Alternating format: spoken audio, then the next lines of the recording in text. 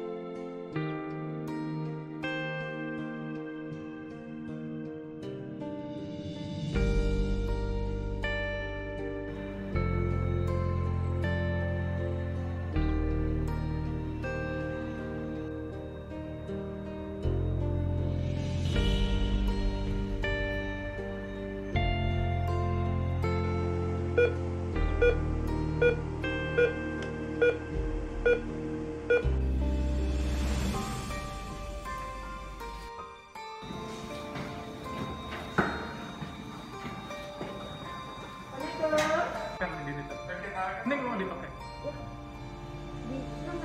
Oh iya.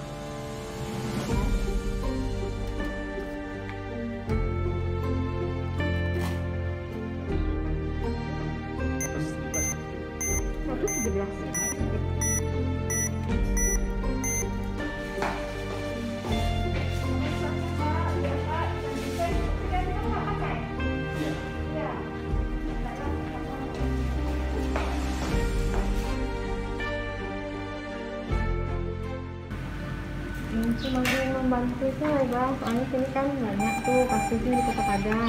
Kalau nggak tenaga medis yang turun, siapa yang nolongan gitu? Sebenarnya setiap pekerjaan pasti ada risiko ya. Apalagi ini yang kita tangani itu COVID.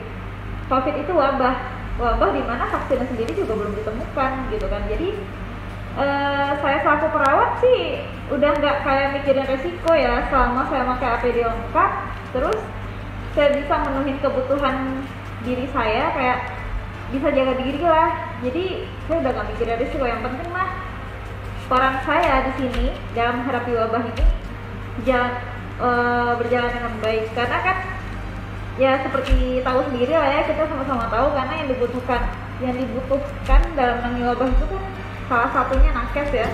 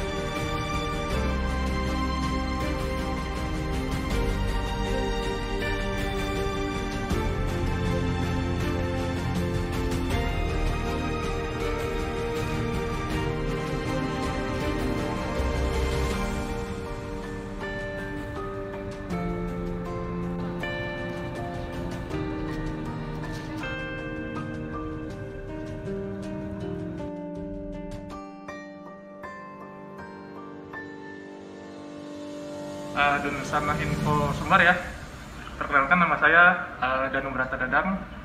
Jadi saya adalah salah satu pasien COVID-19 yang juga baru dirawat di RSA Universitas Andalas ya. Sorry sambil batuk.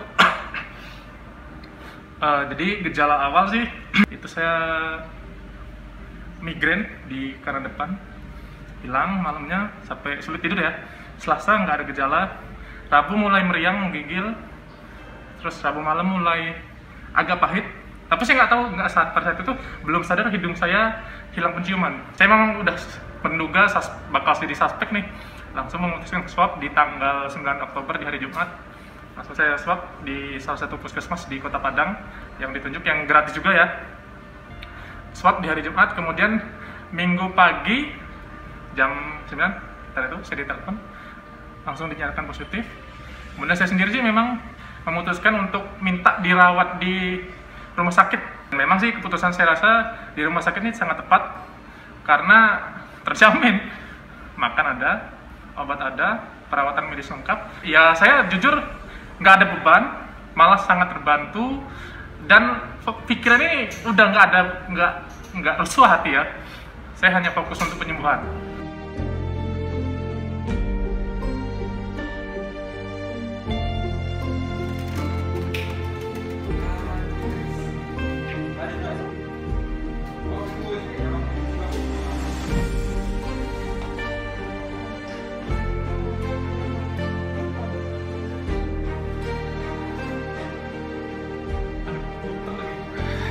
Kedua ya betul ya. Iya. Nanti lo kata Adi kan?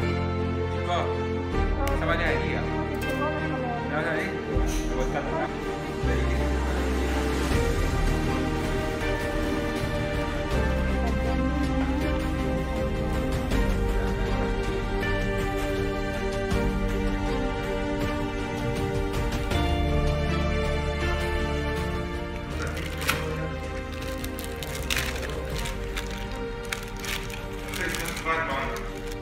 Dia batuk. Betul.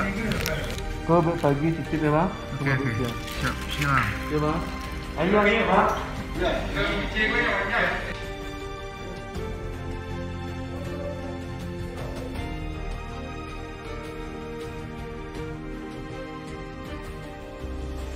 Kita keluar setelah 10 hari. Ini namanya Bang Rian. Dia udah 16 hari di sini. Dan alhamdulillah dia juga bisa pulang hari ini. Semangat buat pejuang COVID yang masih di dalam. Semoga semuanya cepat pulang ke rumah masing-masing. Dan makasih buat Rumah Sakit Unan yang udah ngelayani kita selama kita diisolasi di sini. Aku 10 hari dan orang lain beda-beda tergantung berapa lama mereka sembuh ya. Jadi makasih banyak Rumah Sakit Unan.